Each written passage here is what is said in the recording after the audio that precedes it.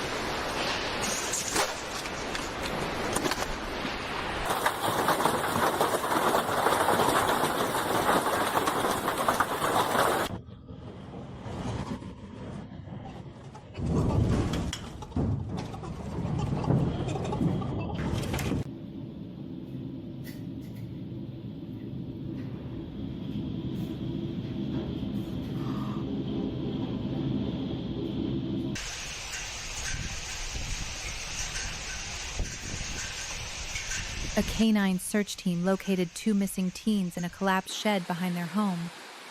They had taken shelter there after the main house roof failed. The dog alerted to movement under debris. Rescuers dug them out with hand tools. Both were cold and bruised, but safe. "We thought no one knew we were here," said one of the teens through tears.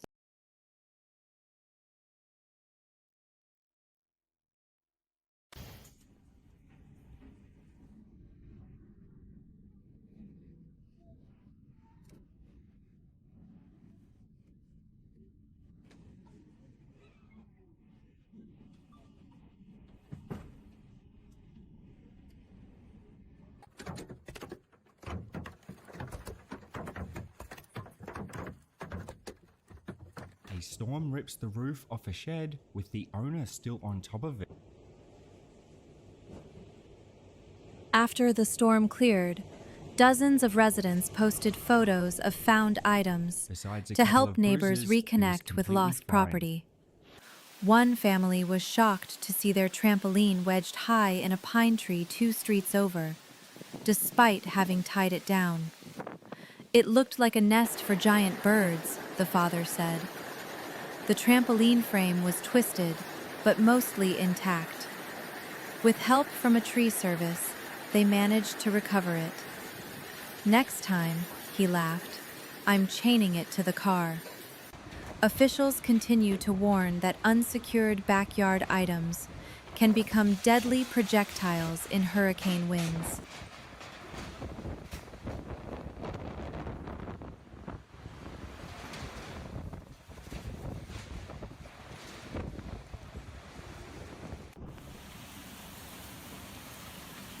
Preliminary assessments show that nearly 70% of homes and buildings in the coastal county sustained wind-related damage during the recent hurricane.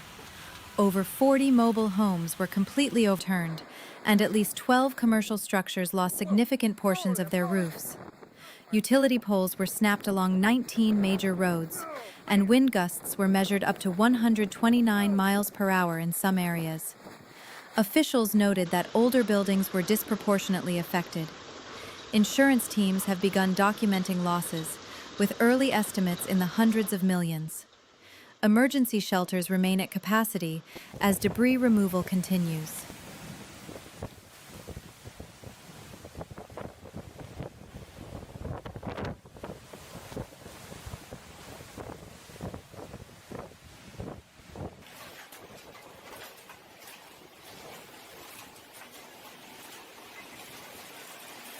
As winds intensified and their home began to shake, the Patel family abandoned their living room and climbed into the walk-in freezer at the back of their restaurant. With wind screaming outside and parts of the roof tearing away, they sat in darkness for over an hour, surrounded by bags of frozen vegetables and crates of meat. "It was the only room with no windows and a steel door," said Mrs. Patel. When they emerged, the dining area was destroyed, but the freezer was untouched. "Cold never felt so safe," joked their teenage son.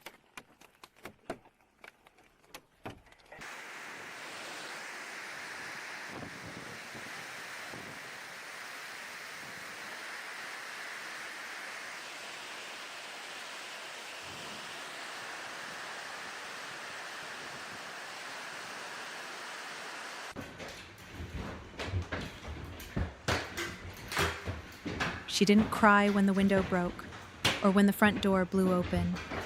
But when she saw her wedding photo floating face down in the living room, water pooling beneath it, something in her cracked. She picked it up, wiped it gently, and sat down in the middle of the chaos, holding it in her lap. "We'll be okay," she said aloud, though no one else was there. Hours later, when help arrived, she was still sitting there, calm, still, like part of the house itself.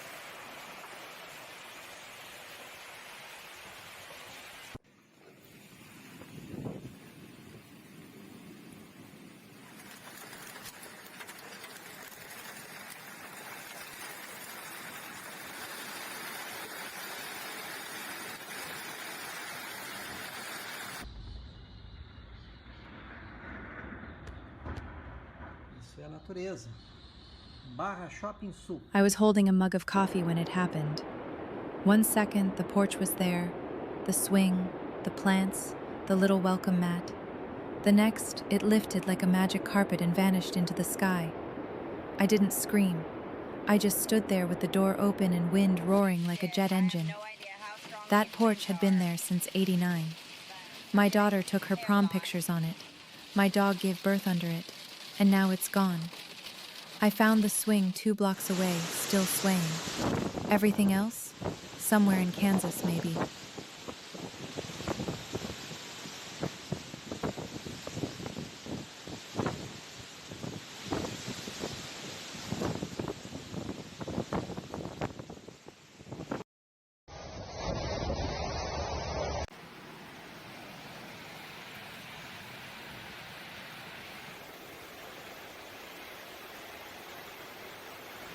When the winds began tearing shingles from roofs, 68-year-old Lester Jennings ran outside to retrieve his garbage bins. A sudden gust knocked him off his feet and sent him sliding across his lawn. He grabbed onto the metal base of his mailbox and held on as the wind roared over him. "I thought I'd be blown into the next county," he said. When the storm passed, he was soaked, bruised, but alive. His mailbox was bent and his house badly damaged, but Jennings credits that metal post for saving his life. "Strongest thing I ever installed," he joked.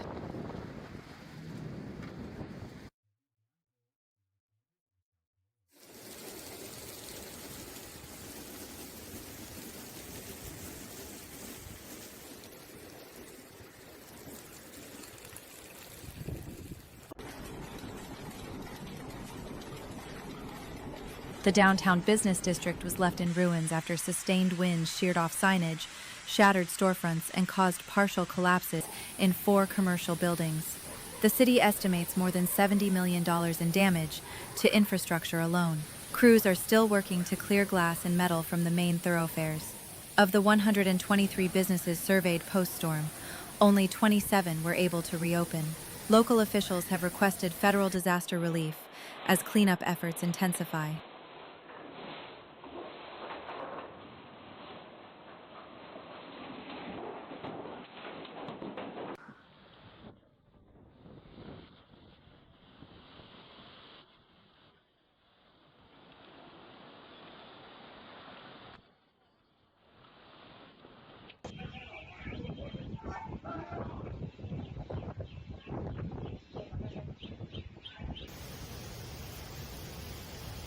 During peak gusts, Harold Grant stepped outside to check on his generator and was lifted off his feet by hurricane winds.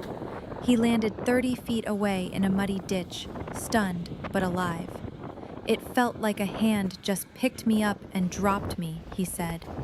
He suffered bruises and a fractured wrist, but managed to crawl back inside his home before the next wave of wind hit.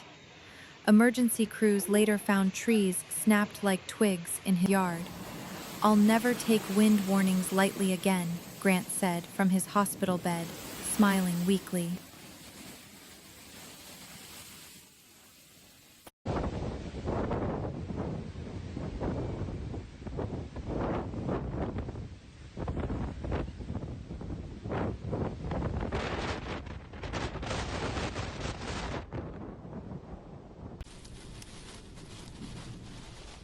a mother and her 3 children drove nearly 400 miles over 2 days, sleeping in the car and fueling only where possible. Every hotel along the route was full. They finally found shelter in a church gymnasium converted to emergency housing. "We packed for a weekend, not for losing our home," she said. The Red Cross registered over 10,000 evacuees in the region by the end of the week.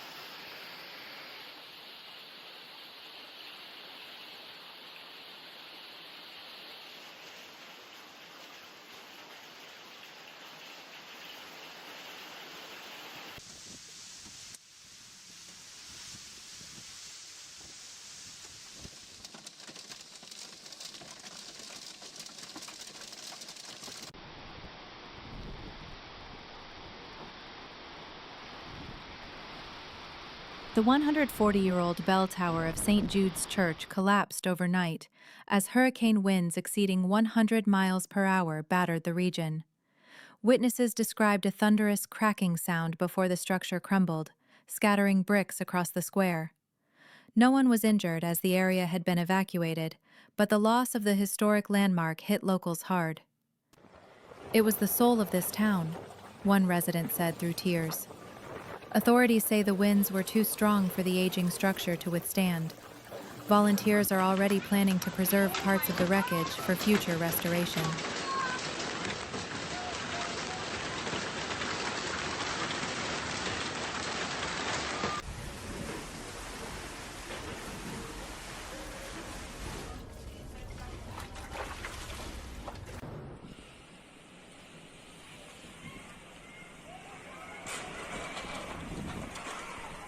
First responders were stunned to find an SUV lodged halfway into the second-floor balcony of an apartment complex.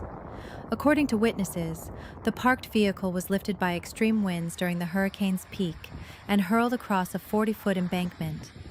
No one was inside the SUV, and the residents of the affected apartment were unharmed. "I thought it was a bomb going off," said one tenant. Engineers say wind acceleration between nearby buildings likely created a tunnel effect. "It wasn't just strong wind. It was focused, violent wind," said a structural analyst on scene.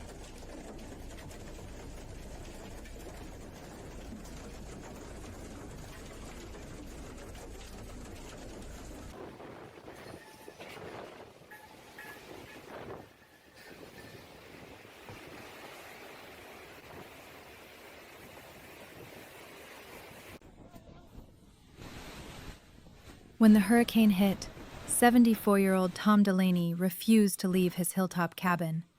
He reinforced the windows, tied himself to a structural beam with old climbing rope, and waited. Outside, winds tore shingles and trees from the ground. Inside, the house trembled, but held. "It was like standing in the path of a train for 5 hours," he said. When the storm passed, neighbors found him covered in dust, sipping cold coffee, and still strapped in. "Stubborn doesn't begin to cover it," his daughter joked. Officials warn others not to follow his example, despite the outcome.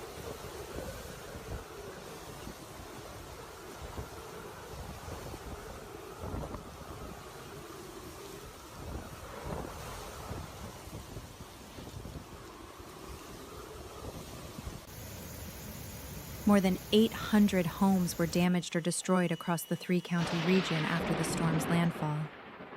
Preliminary aerial surveys revealed entire neighborhoods with only concrete slabs remaining. Emergency services reported over 1,200 calls in the first 12 hours. Winds exceeding 130 miles per hour tore roofs from apartment buildings and scattered insulation across highways. Officials estimate it will take at least 6 months to restore power fully. "This is the worst structural damage we've seen in decades," said the regional director of emergency management.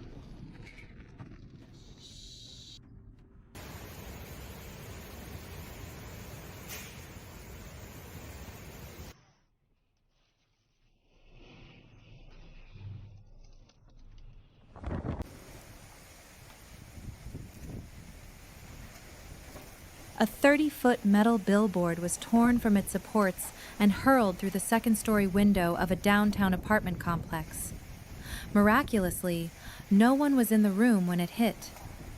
The wind-carried structure demolished furniture, shattered glass, and embedded part of itself into the opposite wall. "It sounded like a bomb went off," said a neighbor. Fire officials said if the impact had happened an hour earlier, during a birthday party in the same unit, there would have been fatalities. The billboard's remains were later found 4 blocks away.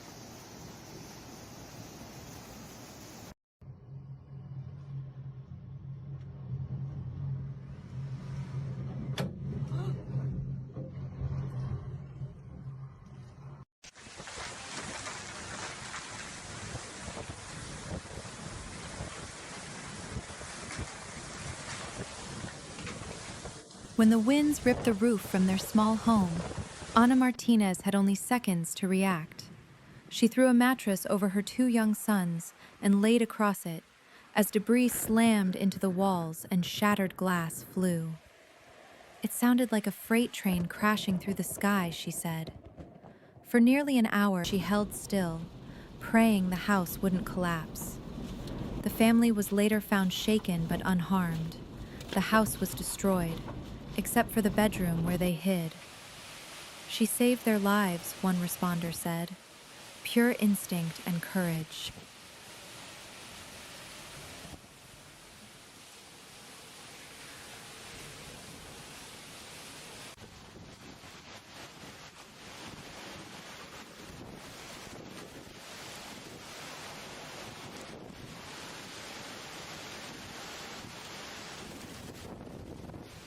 Officials gave coastal towns 36 hours to evacuate. Despite warnings, some chose to stay. In one beachside community, only 14 of 113 residents left. Emergency responders recorded final GPS coordinates of every home. "They were polite but firm," one woman recalled. By the time she changed her mind, the roads were flooded. She was rescued 4 days later by helicopter.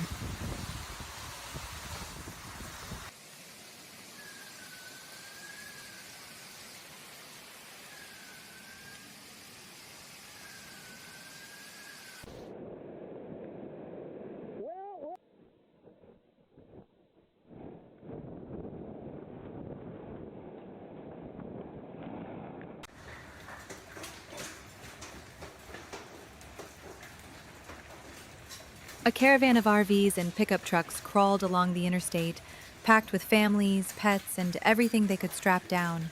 Some pulled boats, others had tarps over furniture. Gas ran out in 2 towns, and the National Guard airlifted fuel to stranded drivers.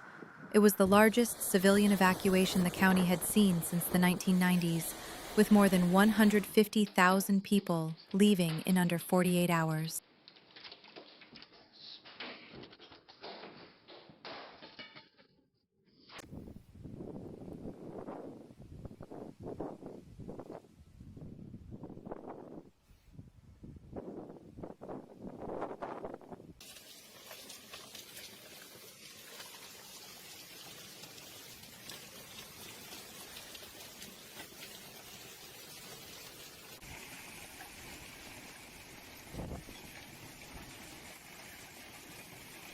A 9-year-old boy separated from his parents during evacuation was found safe at a shelter 60 miles away.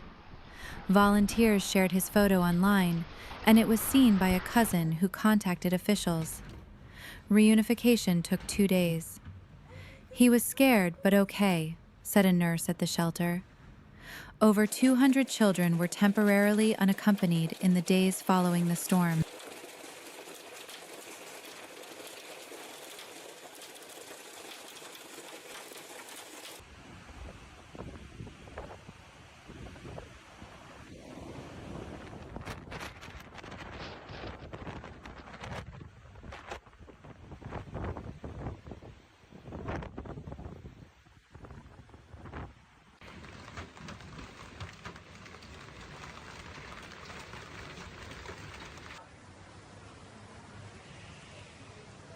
In the early hours after the hurricane made landfall, 62-year-old Marvin Ellis carried his paralyzed neighbor 2 miles through waist-high floodwaters to reach a rescue point. With no cell service and streets submerged, Ellis wrapped the man in plastic sheeting, tied him to his back with extension cords, and waded through swirling debris. "I couldn't leave him. He's family," Ellis said. Both were treated for exhaustion and exposure. Paramedics say their survival came down to Ellis's strength, calm thinking, and deep sense of duty. "He saved my life," the neighbor whispered from his hospital bed.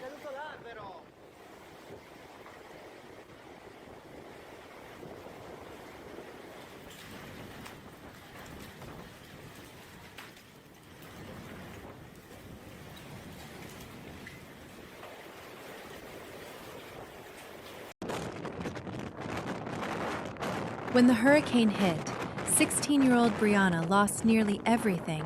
Her family's home was badly damaged, and most of their belongings vanished in the wind. But 3 days later, a neighbor found her bright blue prom dress tangled in a tree 3 miles away, still intact. "It sounds silly," she said, "but it was the one thing that felt normal." Volunteers cleaned and restored it. Local businesses are now planning a community prom for displaced teens. "After everything we've lost," Brianna said, "this one dress being found made it feel like hope's still out there."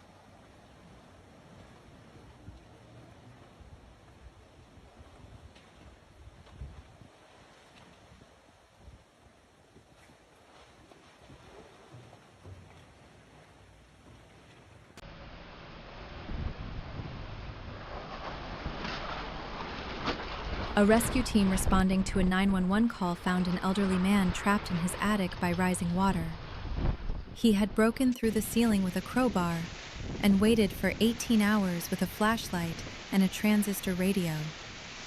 "They heard the tapping from the boat," he said.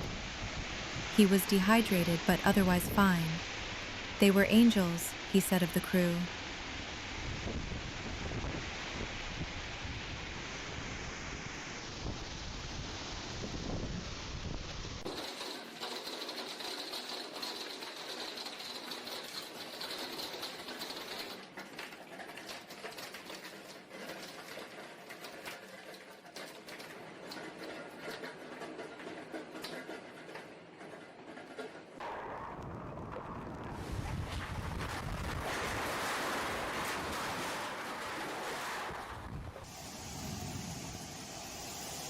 Following the hurricane's landfall, hundreds of birds were found lifeless across downtown rooftops and streets, apparently killed mid-flight by powerful wind bursts. Experts believe the sudden pressure changes and extreme gusts disoriented or crushed them mid-air. "They had no chance," said a local wildlife official. "It was like a wall of air moving at highway speeds." Residents were stunned by the eerie sight. "It looked like they just fell from the sky," one woman said. Cleanup crews collected the bodies as part of post-storm recovery. Scientists call the event rare, but not unprecedented.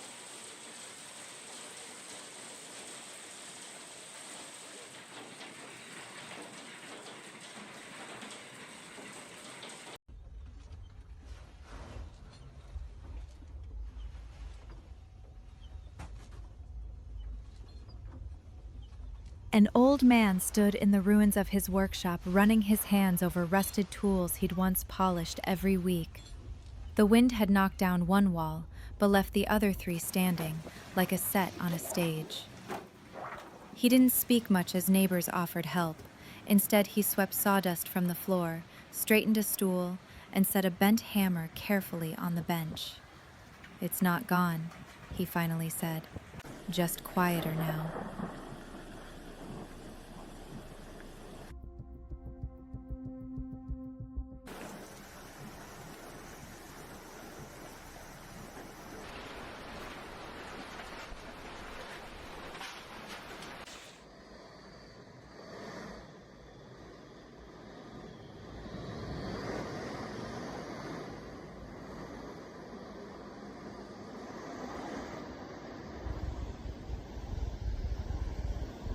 During the height of the storm, a power crew spotted a cow standing calmly on the second-story balcony of an abandoned motel.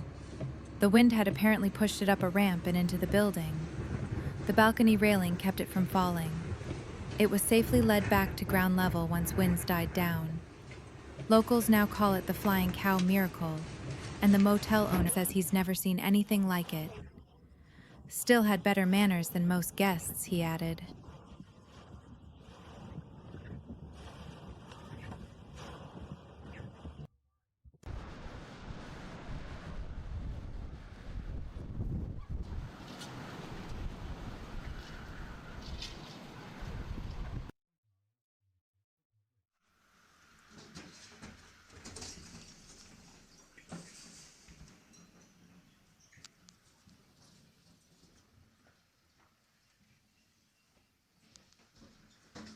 Over 4,000 utility poles were downed across the affected zone, leaving more than 300,000 residents without power. Some communities may remain dark for weeks. Substations flooded, transmission lines snapped, and transformer fires were reported in multiple locations. Repair crews from 6 neighboring states have been dispatched, working 16-hour shifts. "We've never had this many lines down at once," said a utility spokesperson. Hospitals and shelters are running on backup generators, with fuel being airlifted into remote areas.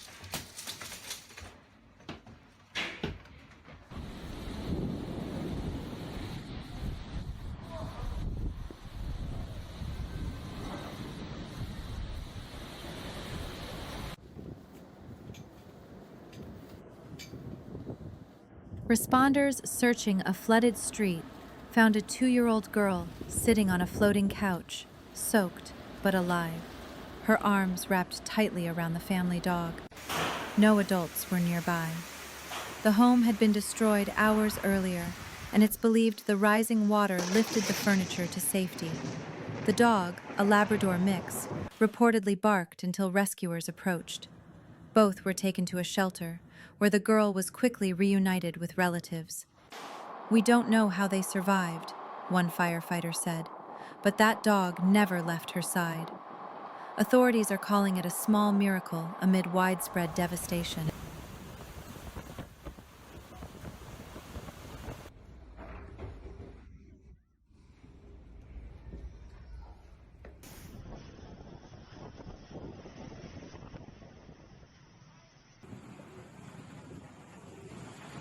Moments before a violent gust lifted their camper off the ground, 9-year-old Tyler was yanked out by his older sister, who heard the structure creaking.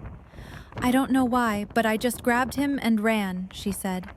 Seconds later, the wind tossed the camper 50 feet across a field, smashing it into trees. The family had ignored evacuation orders, thinking the storm wouldn't hit hard. Officials say the siblings narrowly avoided tragedy. "If she had waited even 5 seconds more," a firefighter said, "we'd be telling a different story."